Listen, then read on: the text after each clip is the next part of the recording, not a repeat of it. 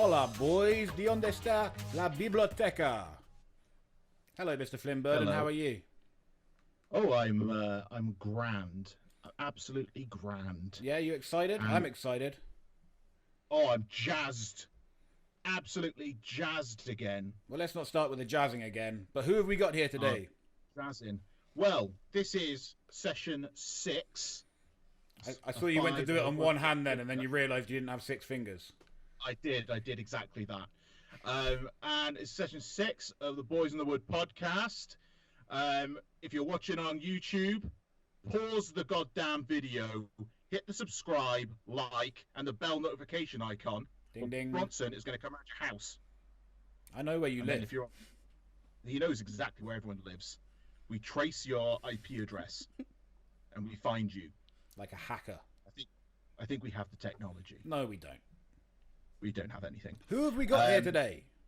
We have got Elliott Jordan, as this is an experience, session 6. Here he is, the Elliott Jordan Experience himself. He's bald, he has a beard, he's aerodynamic, he's streamlined, and he would go to a club and be in the VIP section, but that is closed down. How are you, Elliott? Well, I was very good until the first time I've had me name announced in pretty much a year, and you went in with the Elliott Jordan and not the Elliott Jordan Experience. Oh, Will, I know you're from Bristol and you got 6 fingers, 6 fingers on one hand, but yeah. And first of all, I am not from Bristol. I can't believe you just said that. It's the sound. Like I'm sure I met you in Bristol. The forest sound like a farmer. The forest people are crying this evening. There's going to be candles everywhere. There's going to be a vigil for what's just happened. I don't care. I'd rather be from Bristol.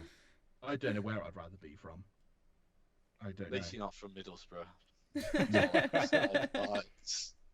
Or Kent. We're just going to hate on random cities now. Just a hate on random cities. Let's name all the cities we don't like. This is going to be the entire podcast. Just naming places out and calling out on their shit. Kill off some audiences. Why not? Who needs audience? Let's wipe out our non-existent fan base. But how have you been during lockdown? What have you been up to, Elliott? Tell us, my man. You know what? Literally nothing. I think like everyone else, it's been the most boring 9 months. Just been stuck at home working. Following wrestling as much as I can, trying to keep the buzz and the fire inside going for when it does come back. After hearing that announcement today, hoping to be back in the ring in June. But to be honest, it's been a blessing at the same time, because I think my body really did need a few months out to heal and things. So kind of a little blessing in disguise, but like you guys, I think everyone's just bored, tired, and ready to go again. Yeah, we are over it at this point. Yeah, I'm very bored. I need to go again for my mental health more than anything. I know. Oh, I was waiting a year prior to wrestle again before this. I can't keep yapping about it. I'd like to say I've got a year on everybody. I guess, but you only started like 3 days before that. Ah, fuck yourself. Not a big difference to you. I had at least 5 days, sir. But only 2 matches. I had more than 2 matches. I had 2.5. Because you blew your knee out in the third one. Blew my knee out halfway through the third. Maybe it was third time lucky for the rest of us. Yeah. Well, I think, it looks a little bit more promising as of today, because this is the day that everything got announced. So you'll probably be listening to this a little bit later on after that. But as of today, a roadmap has been announced, and hopefully by June in the summertime we'll actually all be wrestling again. And we'll have Elliott Jordan, and you, Elliott Jordan, yourself are in the the Elliott Jordan Experience. Come on, man, get his name It's right. The Elliott Jordan Experience. Will. Sorry, have you ever thought of shortening it? It's a mouthful, okay, sir? So the Elliott Jordan Experience. You, sir, are in the SWW Tag Team Championship Classic with your partner, the 21st Century Hero. Ooh, classic. Yes. Yes, we are. I am so excited. So Project excited Kill, for that. right? Yes. Project with a K. We are here. We are here. No, we're really, really looking forward to that one, both me and Luke. We came up together. We came up together in Kamikaze. Like he's probably my best friend in wrestling. And we've done so much together. Working in Kamikaze, we've been part of the Bled. So we've done everything from tagging together. And every match I've had in Kami for about the last, well, looking at I think since about 2018, Luke's been in. Luke's always been involved in things. We've had some really, really good matches as a tag team. Some cool opponents and things. So SWW is going to be the first promotion outside of Kami that we'll have tagged in, and we are so excited, and we are coming to take that place by storm, because I've only got really good memories at SWW, and the crowd there, fantastic crowd, and I think they're really, really going to hate me and Luke, so I'm so excited. I remember there's a clip from I do believe it's just before I wrestled Branson over there exactly a year ago today. I do believe it's on the entrance. I come out and I just stand on one of the seats, and there's just the whole audience is just hating me. It was great. It was great. I'm not surprised. Yeah, My mum was there that night. Oh, Mama Bronson. That explains everything. That explains why I'm still in pain from that. Yeah. Mama Bronson, the love of my life. I had to impress her. Are you proud now, Mom? Are you proud now? You're a waste. But you have got Cirque in the first round of that Tag Team Championship Classic, haven't you? And providing me and Bronson get into the tournament, as we've said before, I've got to beat Pete Bainbridge in a rock paper scissors match. So if we win that, then I'm in. Me and Bronson, the boys, are into that tournament. So if we win our match and you win your match, we're on the same side of that bracket. See, that's extra incentive. That's just extra incentive for us to come on and win. Because obviously, I want to put things right against Branson, but then I just feel there'll be some poetic irony in me beating shit into you in gear that you designed. I just think that'll be great. You designed the whole logo and it's on my hip, so you are gonna get hit with some hip attacks. I can tell you that. I'm gonna eat your hip. I'll eat it in front of everybody. I'll literally start a little campfire in the middle of the ring, and that's just your shine. slow roast you. And I tell you what, that hip meat will fall right off the bone. That'd be a good shine. That'd be a good shine. We'll do that. We'll do that. It's a long process of a shine, but it'll it'll be something special. We'll just come in and go really, really big, really, really fast, and then you can slow it down by like stabbing me in the thigh with your teeth, and then we'll just bring the crowd back down to where we want them and go from there. We'll probably have to take it home after, but you know. And also call the police. No, I won't press. Don't press charges for your cannibalism. It's not that bad.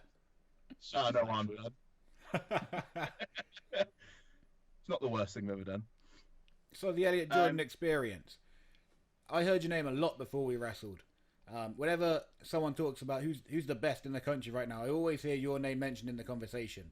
And I was very excited when we got to wrestle each other. And so obviously that's probably the best match you've ever had against me. But what's the next best match you've ever had? See, I knew that I was going to be asked this question, and I've been trying to think about it, and I think I don't think as a wrestler you can that was my best match, because best or your favorite or things, because I think there's so many that I look back on, I'll sit and watch and I'll just be like, that was fantastic. Whether it's whether it's down to quality of the wrestling or just other factors that come into it. Like I remember I wrestled Cage Utler, and the stipulation to the match was Luke Douglas would be locked inside a lift. It was like the WCW. Was it Buff Bagwell on a pole or something? But I had Luke, and he was locked in the lift. But Luke's claustrophobic, so I spent yeah. So I spent the first half of this match constantly trying to go and get Luke out of it. Obviously thinking that in two on one. Obviously that backfires. We ended up taking a dive and things. But then there's other matches like from that day a year ago where I wrestled Bane, the farmer guy, and I've never seen anything like it. I was amazed. I loved it so much. Like the music come on, and I remember that as a heel, it's so hard when you've just got something like that coming out, because I just wanted to be there laughing and dancing along as well. I just turned to the ref and I was like, "Is this combine harvesting? You're taking the piss here, aren't you?" And I just remember standing in the ring, and then 2 minutes later, I'm down in a can of cider. I'm upside down in the corner as I've got someone running around the ring, and then they're pouncing and diving, headbutting me. So there's the matches like that I look back and I think, oh yeah, they were just fantastic to be in. But then I think like real like hard hitting matches that I look back on I love, and I had one against Speedball Mike Bailey for Kamikaze. That was so cool. He'd done a couple of seminars at Cami. He'd had to stay in my flat a couple of times. So get on really well with Speedball anyway. And he's one of the best workers in the world. And then when I found out that I was wrestling, I was just like, oh, this is for me. That's like the biggest match I've ever had. And I remember it was 3 days. It was about 3 or 4 days after I found out that I had arthritis, and I turned up to the venue, and I went to James, my promoter and trainer, and I was like, "Look, mate, I don't think I'm going to be able to do this for a lot longer. Like my back's just I just don't know. I was quite scared still at the time."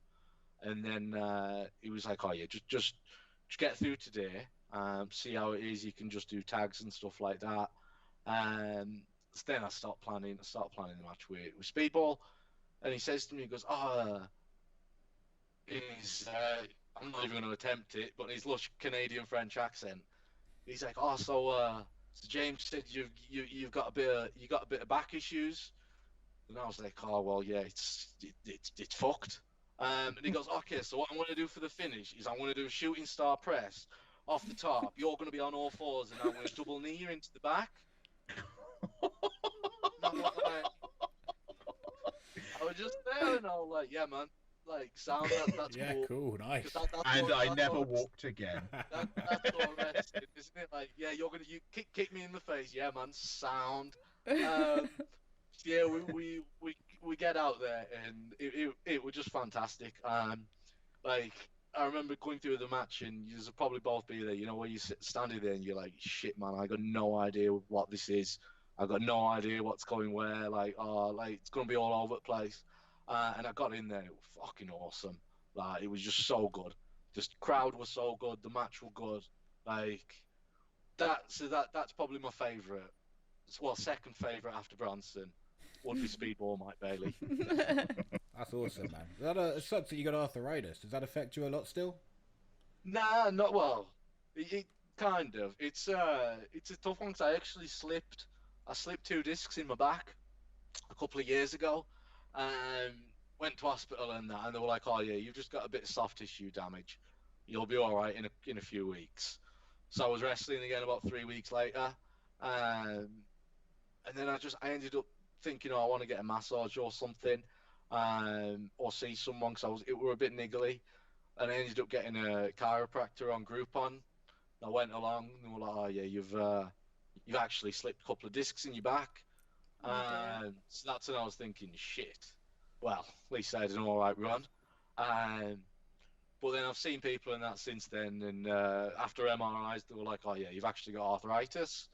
Um, it were a bit, it was tough to take in that, obviously. But it hasn't really affected me because the way I see it, I've been wrestling with it for 2 years before I've found out, and obviously I get a bit more wear and tear, and I've just got to be careful. Like I've got to stretch it a shitload and stuff like that.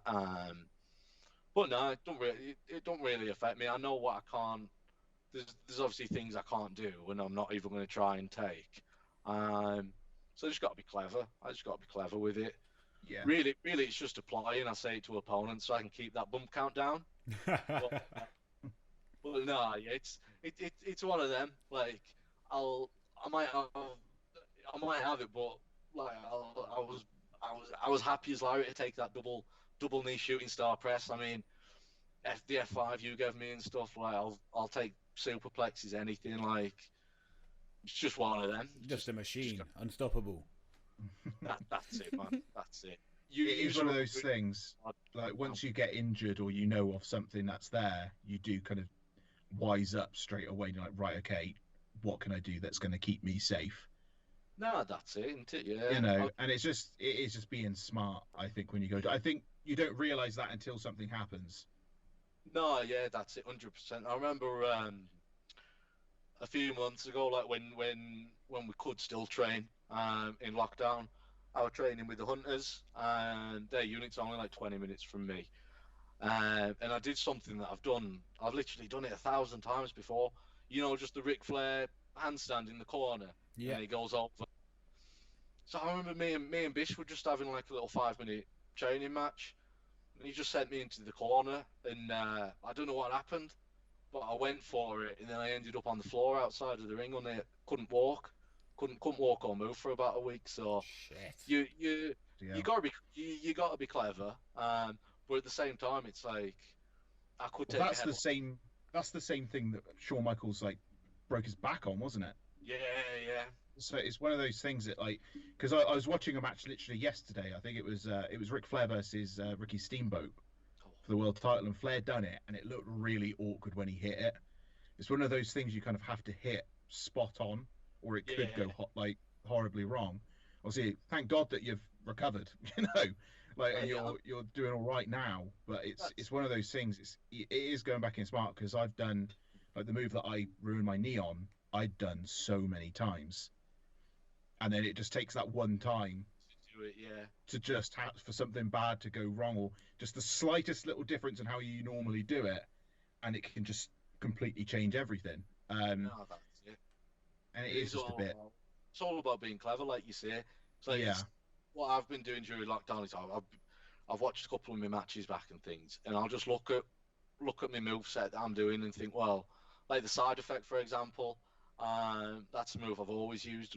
I love the move, but now I'm thinking, well, what's the point in taking a back bump that you don't need to be taking a back bump? You could give 1,000 other moves instead of lifting someone up and then throwing yourself down at the same time. So I'm just trying to be clever in things like that. But if we do end up wrestling and you say to me, "Oh, will you take a power bomb from the top rope?" Yeah, man. Well, that's my only offense. So that's exactly what I'll be asking. Exclusively top rope power bombs. Exclusively. That's all I do throughout the match. It's just Bronson handing me opponents. I'm just sat down. I don't even stand up for it. That keeps me away from Bronson, so I'm happy. I can't do the heavy lifting anymore. I've got a double hernia. No, I did love wrestling you, Bronson, because that day was so surreal in the two opponents. Because I wrestled a farmer, and then I wrestled a Bronson. I can't really put any of the thing on it. It was just like from one extreme of wrestling to the other. Right. Like, that was a good match. That was a really good match. I think we had as well. Yeah, it was really fun. Semi-final, wasn't it? Yeah. Yeah. I got some And Gilligan Gordon in the I final. was a That part was fun. of that too. I was a part of all that.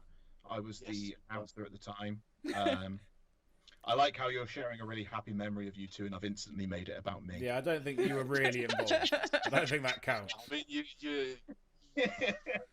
I'm not going to comment on your involvement of doing my announcement. I don't want to upset you. Certainly not going to give you any credit. I spoke words like a poet. You're a poet spoke that doesn't know. something. I don't always- know. You spoke something, you fucking idiot. But what's your favourite TV show? Favorite TV show? Oh, fuck you, man. That's a tough question. It just depends on what I'm watching at the moment. Like, I'm binging. Right. Gun to your head. Gun to your head, sir. You're on your knees. I've got a fucking desert eagle to your skull, and you're like, what's your favorite TV show? You gotta say it. Be same answer. Whatever I'm watching at the moment would be Shameless. Shameless is me. Is this the UK or US? Oh fuck, UK man. I'd hope so. Yeah. That US one is fucking shit. I haven't watched the UK one. I'm not a huge fan of UK TV all that much. I found it great. I just put it on one night a couple of weeks ago, like before I went to bed, and I was just like, wow, this is my childhood. This is so relatable. Like some of the characters and situations and things. So I started watching that, but yous are all probably the same. I could sit here and list everything I've watched during lockdown, and we'd be here for a couple of hours. I've watched everything and anything, anything, and whatever other words to describe a lot of things. That's how much I've watched. Oracle keeps making me watch these murder documentaries. Yep. I feel like I could full on get away with murder now. I've seen so much of it. Yep, getting tips. 100%. I think. Oh, you know what? The best thing I watched during lockdown's got to be Tiger King, though. That was great. I did enjoy that. I remember watching that because everyone was like really hyped up on it, and I was like, "Oh, this is gonna be fucking dog shit." And it was just one of the most ridiculous things I've ever watched in my life, and it was great. That's it. That was it was exactly what we all needed at the time. I think just something so stupid and ridiculous. Would have been it. Imagine if Joe Exotic had been pardoned. He could have gone on tour. Imagine that. I'd have booked him just to tag with him. Joe Exotic Experience. He's already got an Austin knee brace. That's it. Yeah, it'd be perfect. It's prepared. Perfect. No, so that whole documentary was just some of the best quotes ever. But I watched something after that, and it was how it was all kind of really like amped up for the TV. Like they put isn't everything. Like they sat her in front of a skip for all her little like floating head bits. But she doesn't live in like a shithole like they made it out and stuff. So all these things were all kind of made for TV, which I think kind of killed the illusion a little bit, because I like to think that they were all proper like trash. Whoa! The thing you saw on TV was fake. I know. Come on, man. How dare you? I With was my dog. shocked. And the dog once again, every single. Always likes to get a podcast. mention. He does. He likes to go. I mean, there's Soul Spot the dog. Oh, So we've got a dog. Have you got a pet? I do not know. We had a dog. I say we, it was a family dog. But he moved out to Mallorca with my mother and stepfather. I thought you were going to say he just moved out to Mallorca. Yeah, he just fucked off. Had enough of this place. Yeah, he just went. Got a chartered flight out to Mallorca and never come back. Got a passport and everything. Yeah. He actually does have a dog. He has like a dog passport. But Oh, now I'm in me Photo in it as well. Like would have been like paw print. Just a paw print. Yeah, it's just a paw print. But now me stepdad's owned a bar out in Mallorca for like 33 years now. And when my sister turned 18 a couple of years ago, my mum's not been the most well. Nothing serious or dying, don't worry. So she moved out to Mallorca to be with him, and then my sister was left with our dog, who's a chocolate Labrador, so you can imagine. And I can't have pets in my flat in Birmingham. I was gutted, or he would have come and lived with me, but he's living the best doggy life out there. He's the only one loving lockdown, I tell you. Only one loving it. He's getting so much attention all day, every day. I think that's the one thing that's benefited from lockdown is just pets getting showered with love. Oh, yeah. Because my dog is just, she's terrible now. Yeah, our dogs freak out every time we go to the shops now. She is now a thirsty ass bitch, my dog. Wait, thirsty ass bitch. Ooh. It's correct though because she is a female. So yeah. what I mean. See what I mean? It's not even a swear word. I assume she was female. I wouldn't expect you to use a derogative term ever. I've never used a derogative term ever, you cunt.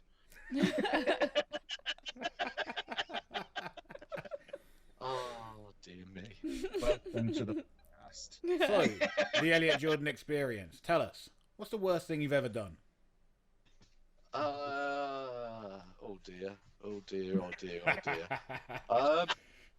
I need some context, like some subject, because That's the worst thing you've ever done. shit. On a scale of like shit things you've done. That's a terrible scale. Nothing incriminating. I don't want this to be like this whole podcast to be part of some kind of like inspection. Oh yeah. So the police don't knock on my door. Exactly. I got one funny one. I got one funny one from when I worked at Walkabout. And basically, I spent a few hours brushing about 120 litres of lager down a drain, so I didn't get sacked for spilling 120 litres of lager. Because if it's not there, there's no evidence. Probably that, yeah. I changed the barrel. I didn't realise it was broken. Then about 6 hours later, I get a knock on my door because I lived above the pub. Yeah, you might want to come look at the cellar. I come down, literally covered, absolutely covered. So I just got a broom, little drain in the cellar. It was a busy couple of hours, but... Oh. Shit. I would have just picked up a straw. You didn't see that cellar. Like, you needed a hazmat suit, ideally. So, yeah, fear of not being prosecuted. We'll say that, yeah. That's a good one. I like that. It's good. That's a good work story as well. I would have found it funnier though if like he was trying to put it on and suddenly it just started spraying and he was like there trying to fix it, he just sliding all over the place and stuff. For all I know, it did. Like, it was probably the quickest barrel change I've ever done. What my fault the thing was broken. I reckon I just flicked it, walked off, and then 10 seconds later it was probably spraying. Well, fucking hell. So that was a whole. What did the boss say? Did they say anything about it? No.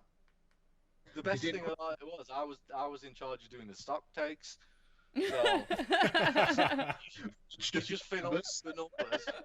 We weren't 120 litres of lager down. We were maybe about 20 to 25, which isn't too bad really after a heavy weekend and stuff. So I did manage to get away with that. Very sneaky.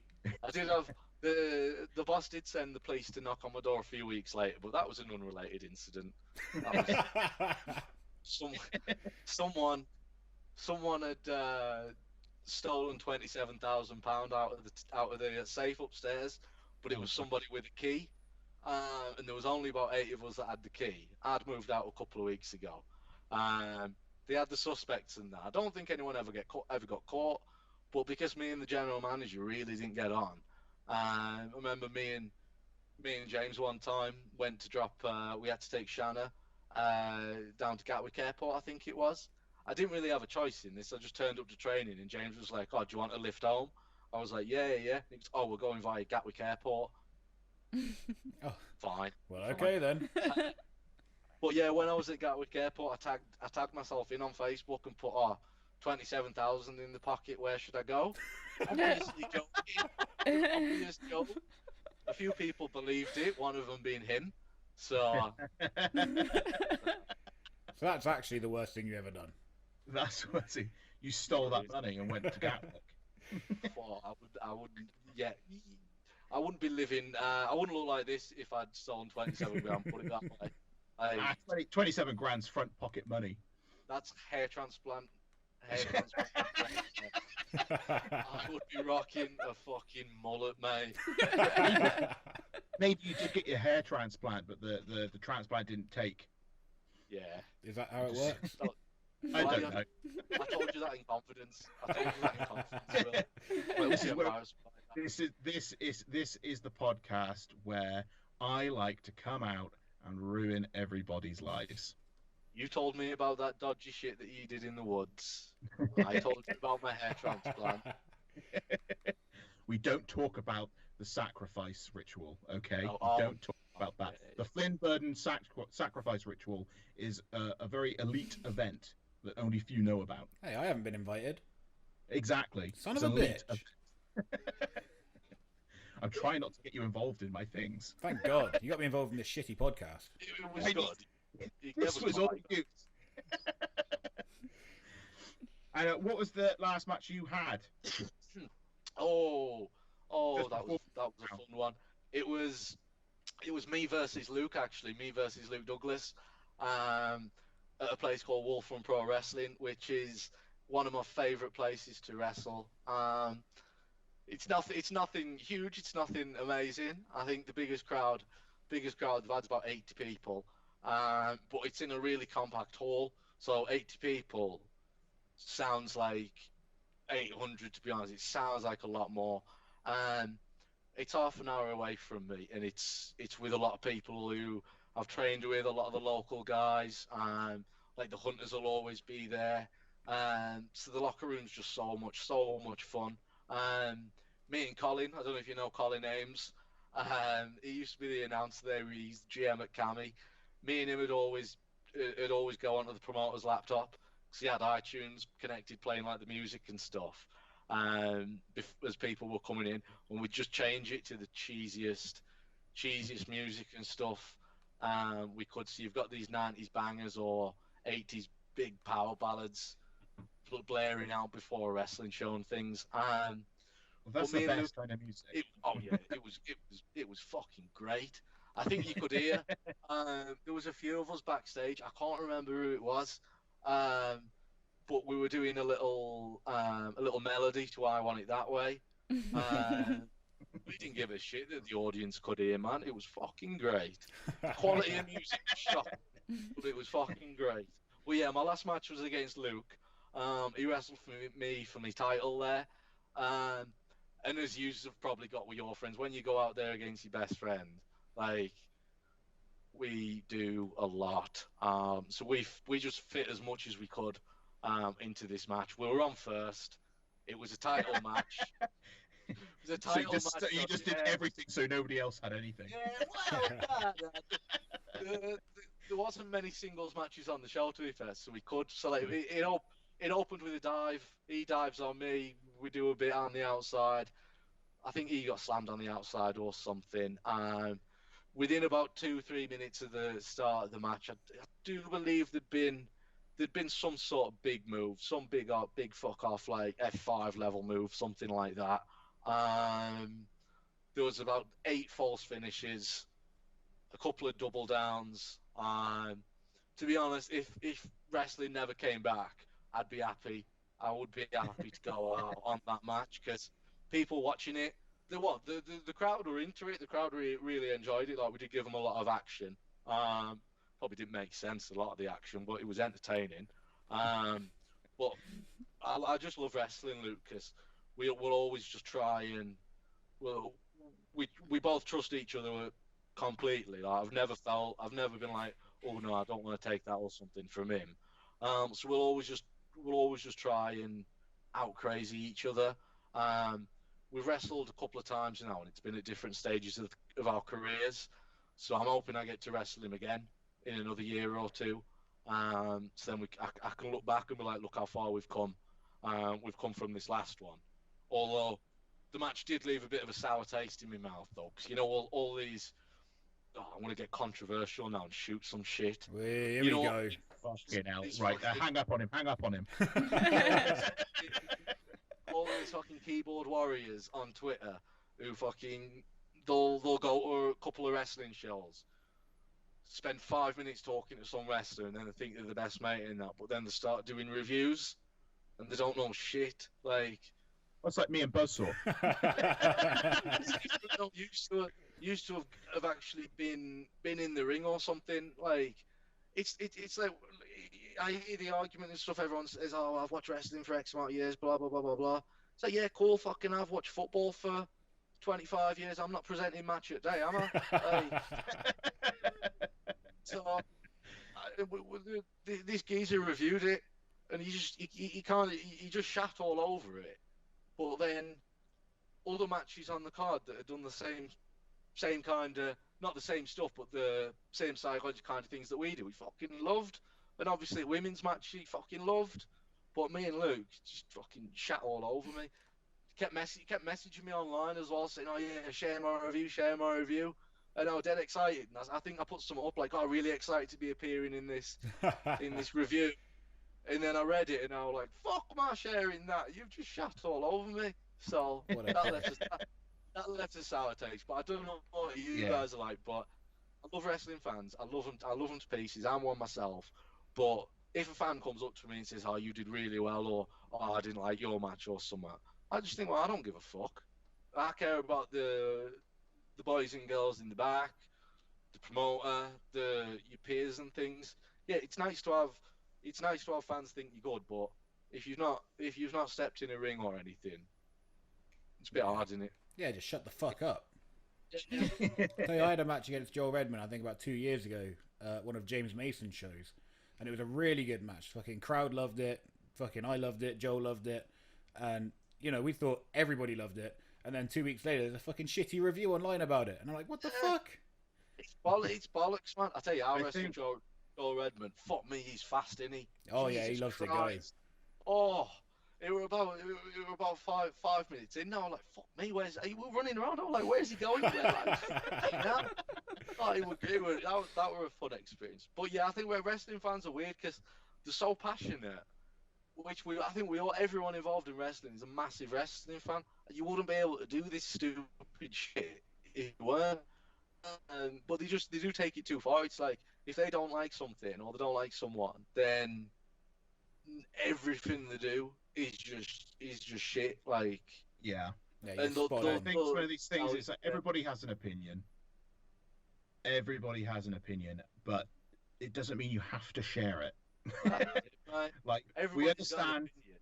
Yeah, it's like, we're doing our reviews and everything like on ours. So we'll have a review of like UFC and some of the WWE events, and we'll try and have a bit of fun with it.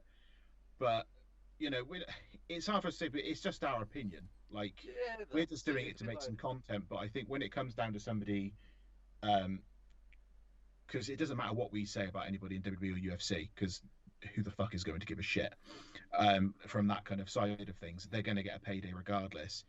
But if people start consistently shitting on some of the actual workers and they become less of a draw, that could affect somebody's livelihood going forward, because we're all independent wrestlers.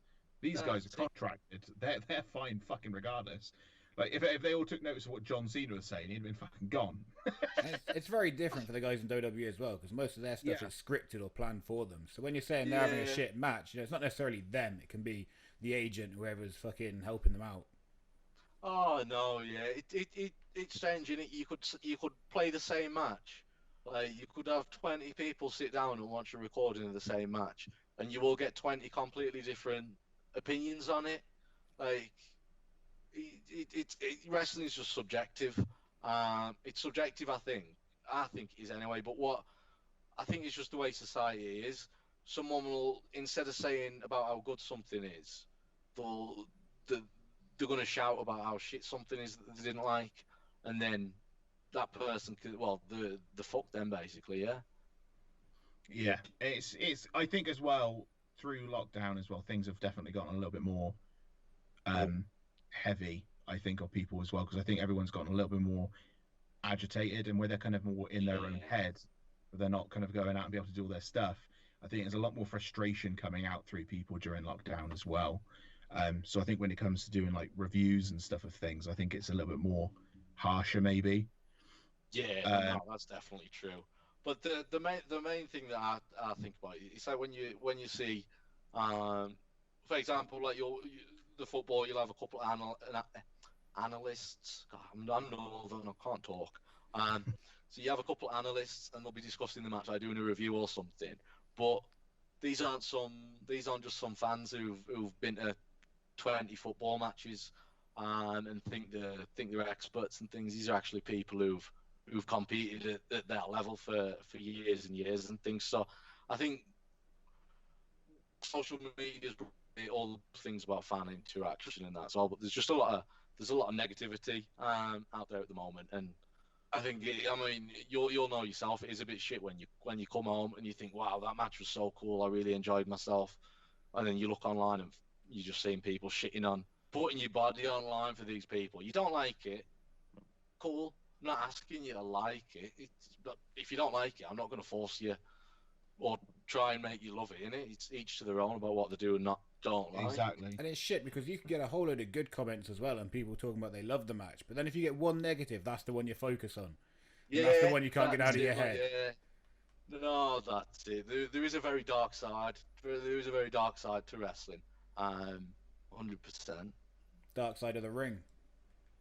Oh, set you up and you knocked it out the park.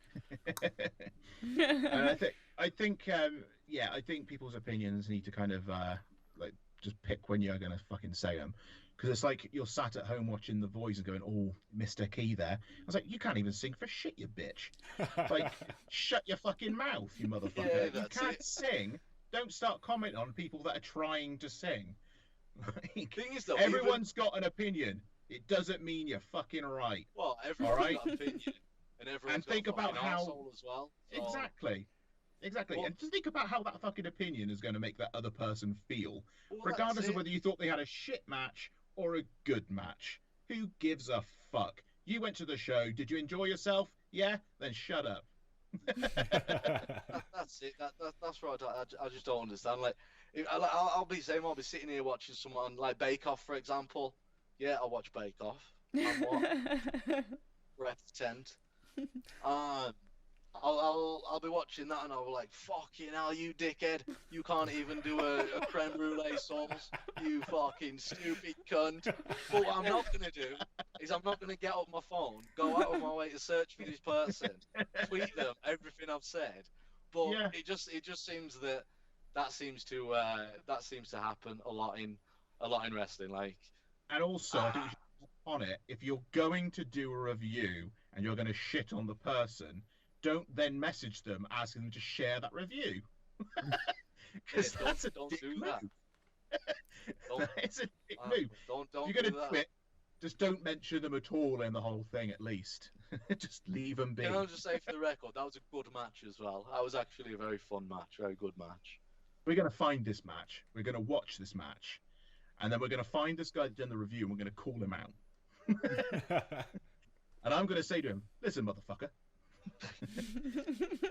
You touch Elliott Jordan Experience and Luke Douglas again with your words, I'm going to kick off and I'm going to leave a review about your review.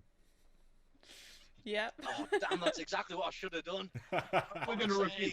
We'll watch the match. We'll watch the match. And then all three of us and that we're going to all go and we're going to make a review of his review and see what he likes about that. I like this idea. Yeah, sounds good. I like this idea. This is how we get back at the reviewers. We review their review. Review the reviews. Flip it. We flip it. I'm gonna track this down. You tell us and we're going to do it. I request. I'm very happy. And oh god, I can't even read my own writing here. I've got my little notes. I know, I'm trying to read your writing as well. I know. What can you smell right now? Chicken breast and pizza. What about you, Buzz? So what can you smell right now? Oracle. She stinks. Oracle. Do I smell bad? Oh yeah, you reek. Oh, bloody hell. Shit, you're right. You two next to each other. Yeah. Yeah, they're in the same house. Fuck. This is some awful shit, man. Oracle, can you smell right now? I can smell Buzzsaw. Oh, I thought she'd say that. Yeah. I'm getting a strong Did it smell. straight back to me. I'm getting a Goddamn strong bitch. scent. Pizza for tea tonight, then, Elliot. Is that what you've got? Is that what the Elliott Jordan experience is? I'm chicken breast and vegetables tonight.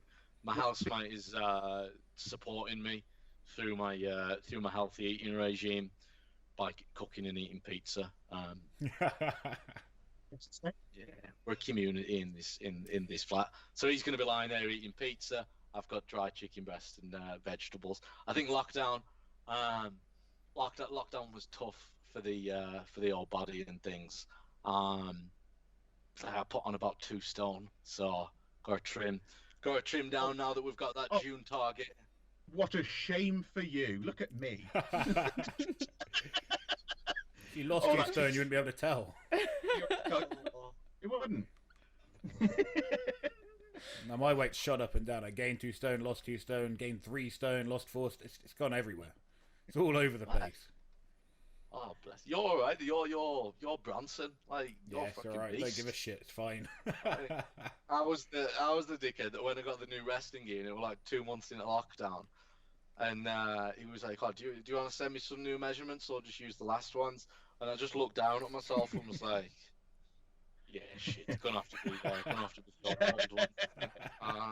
It's gonna take some work." Use the old ones. Do some cardio. Yeah, I've got a. If all else fails, I've got like this flame singlet. I don't know if you've seen photos of me wearing that. We found it in the Hunter brothers in the unit. They've got like a box of just random wrestling gear that they've acquired over the years, and this flame singlet was in there, and I was like, "Shit, that is amazing." I've bust it out on a couple of charity shows, the Wrestling 4 ones. Like it's my go-to gear for there. But I remember I wrestled in a field last summer. We did like this festival, and I just wore I wore this flame singlet, your normal plain black knee pads, and your boxing boots that you wear under your kickers. I just had them and just called myself generic Wrestler 1. It's a Default 1. Oh yeah, I was to be honest, I was just scared that when I run to the ring, I'll fall over, and I didn't want to get my loads of mud and shit on my tights. So I was like, yeah, generic Wrestler 1 will do for the day. Flynn, you got anything else you want to ask before we go into the mind melter? Oh, I've got one. Go for it. One. Elliott Jordan Experience. It's probably going to be the most serious question you've been asked on any podcast that you've ever been on in your life. I'm ready. Where's the weirdest place you've banged? Oh shit, that is a good question. Oh, fuck me, Place as it well. feels like so long ago. We've had 2 that have been in a car. Nah, not done that. Fuck, weirdest place I've banged. How are we having a wrestling podcast? And you're asking me a question like this? This isn't. I'll be quite clear. This is not a wrestling podcast. I know that just, now. It just happens to be we're a group of wrestlers. I know that now. An hour and a half later. There is no rhyme. There's no rhyme, rhythm, or anything about this. We want to get to know you a little bit, but I feel like we're not going to really know you until we know the weirdest place you've banged. Oh shit, man! I really can't. Oh, you're a bastard. You got to see, this is one of them questions because you got to be careful, aren't you? Because you don't want to be too weird, but you don't want to be not weird. See, I'm trying to think, and I'm thinking to myself, God, if I just had a very boring life. I am a vanilla bastard. Oh, I know. Ask me the question again, Will. Ask me the question again. I've got it. We'll Weirdest- edit this out in post. The weirdest place you've ever banged. Your mum's bed. Oh, gotcha, She doesn't motherfucker. sleep in a bed. Your mum's She sleeps bed. in a pigsty. Yeah, I know. We went to a hotel. It was classy. I took her out for a seafood dinner and then never called her again. That's the night I woke up and I'd eaten a big red candle. Yeah, no, that's it. Oh shit, no, I was like, I think there was one time, this one time at band camp, this one time in Mallorca, one of our family friends, the geezer who had worked for me stepdad for a few years, he now had his own cafe. I went in, and that happened. Hot dog and a with donut. with a female, with a female I knew from out there, but it was quite awkward because I was supposed to be at work. There's someone ordered cake over the counter. Well, luckily it was maybe about it was in between 6 and 7. I was supposed to be at work around 7ish. Well, I just used to go for a walk up and down the resort, see what was cracking. Well, if I found something that was cracking that night. Oh yeah. But my stepdad actually rang me, and I can't ignore the call. Not only is it my stepdad, it's my boss, and he's probably ringing me. He needs me to get to work quick. So I'm on the phone to my own stepfather, as you know. Nice. You're in the Don't paint a diagram, but yeah, that happened. So cafe, that's a new one. We've got a new one, Bronson. All right, cars and cafes, very popular. Yeah. I was just say it wasn't a case of like I bent someone over a table in a cafe. It was in a room. You had like the bar, and then at the end of the bar there was like the little bit to get out, and then there was a little room like the glass wash room. So it was in there. Oh, the glass wash room. Those glasses needed rewash. I'm classy. I will not have it said that somebody from Middlesbrough is not classy. But Buzzsaw, I feel like you did mention the Mind Melter. The Mind Melter is German. The Mind Melter. Elliott Jordan. Yeah. We know that you're going into the Mind Melter. You know the rules. No, I do not. Answer some questions in a minute. That's then right. At the end of the minute, regret coming on this podcast. Oh, you've seen this before. And mind will melt.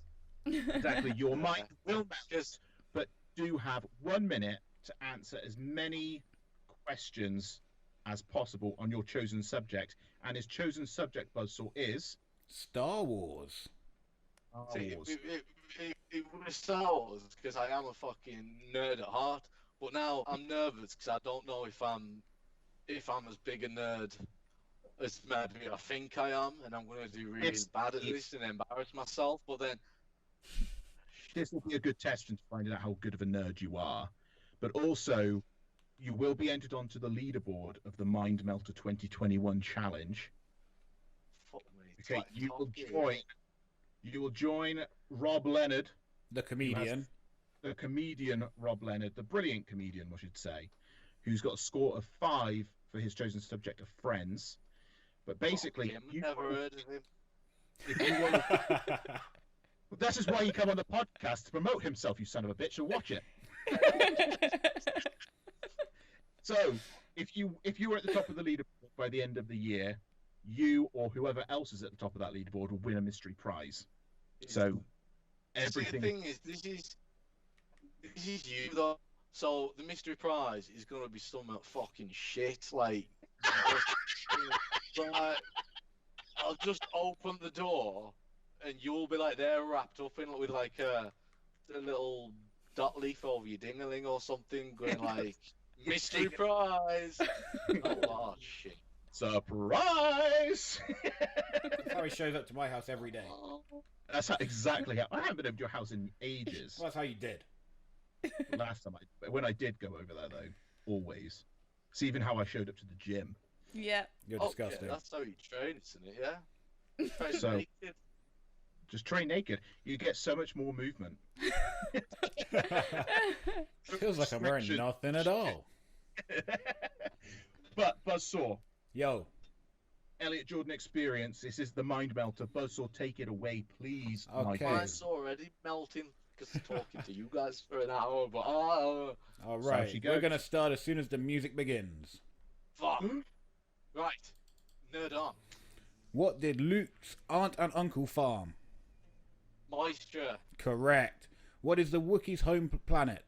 Kashyyyk. Correct. Which species Bird. stole the plans to the Death Star? Humans, but they said in the film Bothans, but that was. I'll give it retconned to in you. Rogue One. What was the original name of the first Star Wars film when it went into production? Pass. Adventures of Luke Starkiller. Fuck off! I said pass. Who kissed Leia first, Han or Luke? Huh? Who kissed Leia first, Han or Luke? Luke, bit of incest. Correct. What odds does C-3PO give to So successfully... much stupid pass. What's the name of Boba Fett's ship? Slave One. Correct. What day of the year is Wookiee Life Day?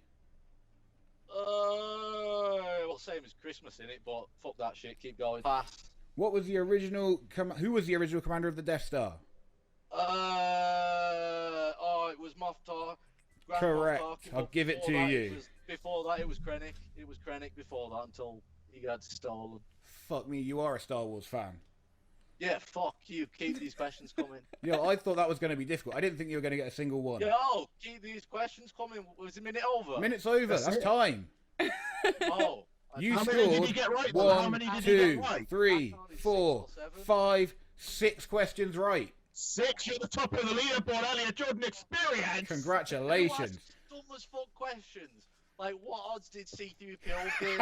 It was something like 3,450 million to 1. How the fuck am I supposed to know that? It's the Because mind you're a melter. That's the And point. all the time you wasted laughing. If you had all those seconds up, there is time for you Hey, to ask you're me top one of the more question. leaderboard. Stop I complaining. don't give a shit. I should have had 7 there. There was time. There was time. This is how the boys conduct a quiz, okay? Well, he This- conducts it fucking Baby. shit. Listen, This is is- your mind we do melted? it. That's all that matters. It Your is. mi- Yeah, that's what I'm I'm talking melted about. by the quiz master. See, that's the whole challenge. That's why it's the mind melt. It's not just the questions. It's the music. It's the Oh way my. we ask things. It's just the whole vibe of the podcast, and we ruin you before the quiz as well with these I questions. Sorry, I think I got a bit excited. Got a bit too excited during that quiz. That was like the peak. That was the peak of lockdown. I ain't got that excited since Mandalorian season 2. Finale. And so, would you say that you are aroused following that? Is that how excited you are? Let me check. We got 2 thumbs up. He's twos up with the thumbs. Well, I believe that is pretty much all the time we've got today. Sad Elliott. face. An experience, What an Please. experience it was.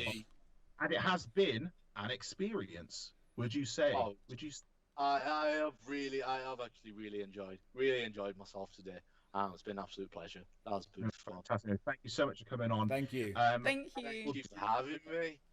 What Our we will pleasure. do, the links to your social medias down below. So please, everyone, give Elliott Jordan a follow. Because he- Yes.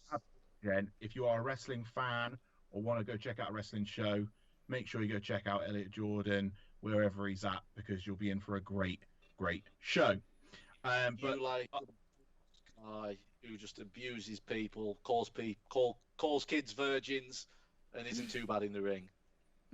exactly, you're in for at least a mediocre show. Depends on the opponent. It but will yeah. be an experience. Yeah. Hey. He got there. If you haven't already, hit the subscribe button, hit the like button, hit the bell notification on YouTube. Follow us, share us, like anything, wherever you're listening to on YouTube, SoundCloud, or Spotify. We have been the Boys in the Wood. Thank you so much for tuning in once again, and have a great time until we catch you on the flippity flop. Big thank you to the Elliott Jordan Experience. Yeah. Boys, Thank you. we'll see you all next week. Peace. One love. Catch me on the flippy flop is definitely title of your sex tape.